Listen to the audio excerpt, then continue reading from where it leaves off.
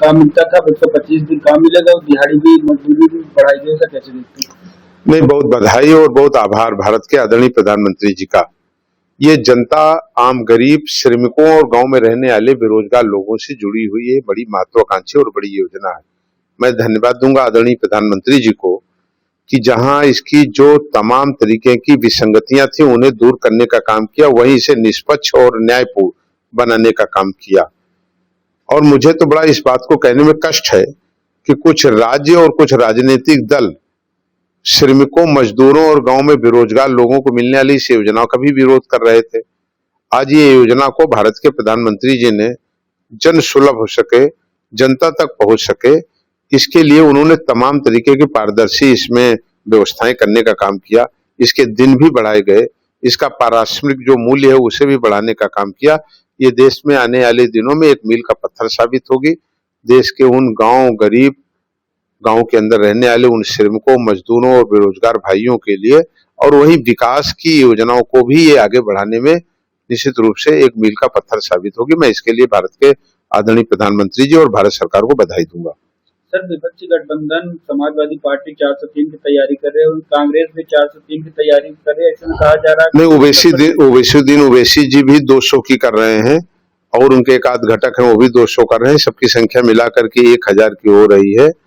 तो ठीक है, अब मुंगेरी लाल के सपने देखने के लिए कोई किसी को नहीं रोक सकता और न उसके लिए कोई शुल्क लगता है और न उसके लिए कोई रजिस्ट्रेशन की जरूरत है।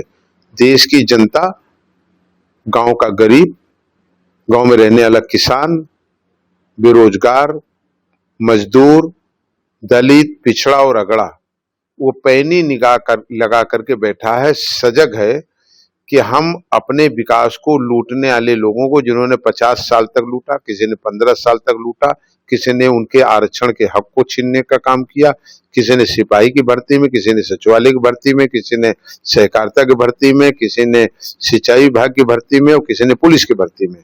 जिस तरह उनके हक को लूटने का काम किया है, अब देश की जनता खुद बहुत सजग है और सतर्क है और वो अपने वोटों की भी और अपने हकों की भी चौकीदारी खुद कर रहा है।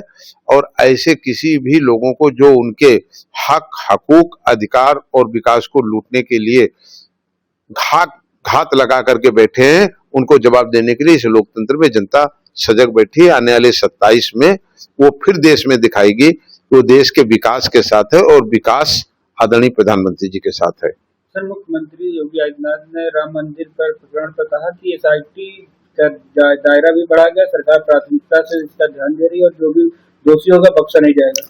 देखिए, वो कह ही नहीं रहे, जो माननीय मुख्यमंत्री जी कह ही नहीं रहे, आज वो प्रदेश में दिखाई दे रहा है जी। जो लोग भी उसमें, कुछ कर्मचारी जो भगवान प्रभु राम के मंदिर पर लोग चढ़ावा चढ़ाते थे, उसमें कुछ जो चोरी का प्रकरण समाचार पत्रों में या जानकारी में आया, वो आज जेल के अंदर है, शिकंजों के पीछे है। कानून अपना काम कर रहा है। जो लोग, कोई और भी दोषी होंगे, कानून किसी को के साथ कोई समझौता नहीं करेगा। माननीय मुख्यमंत्री जी का स्टैंड एकदम स्पष्ट है। देश के वो सनातनियों के विचारधारा के साथ खड़े हुए हैं, उनकी भावना के साथ खड़े हुए हैं और जो लोग भी इस तरह के गंदे काम में संलिप्त होंगे उनके खिलाफ कार्रवाई हो रही है और होगी।